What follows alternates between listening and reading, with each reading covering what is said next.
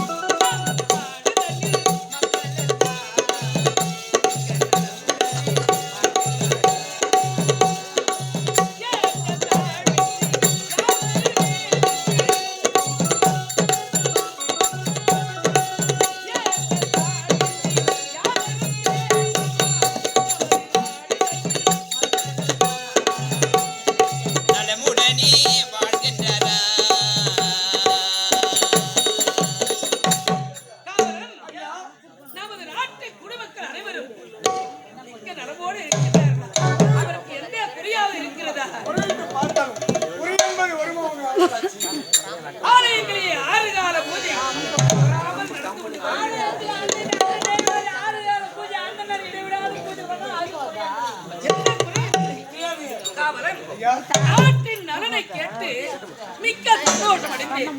இருந்தாலும் எனது வீட்டினுடைய நலனை நினைத்து பார்க்கும்போது நெஞ்சே வெடித்து விடுவோம்.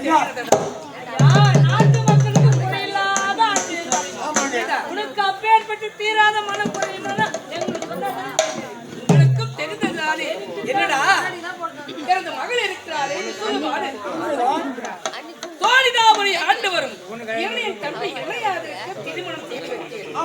இளையாக்குதரும் அண்ணன் தம்பி இருவரும் அந்த நாராயணனை எதிரியாக கொண்டு இருவரும் தேவர்களை எல்லாம் பகைத்தார்கள். அவரை எல்லாம் சிறைபிடித்தார்கள். நாராயணனும் திறம் கொண்டு பன்றி அவதாரம் எடுத்து எனது மருமகனை கொன்று விட்டார். எனது மகளை அவனுக்கு திருமணம் செய்து கொடுத்தேன் அல்லவா. விதவியான என்னுடைய மகளோ எனது நாட்டுக்கு வரும்போதே கருவுற்று இருந்தார். ஆனா இது நாட்கள் வரை 36 மாதங்கள் உருளோடி விட்டது. 36 மாதமாக ஆணோ பெண்ணோ பிறக்கும் என்று பார்த்தா எதுவுமே இல்லை. அதான் எந்த நேரம் அவனுக்கு ஆர்வம் முடியவில்லை.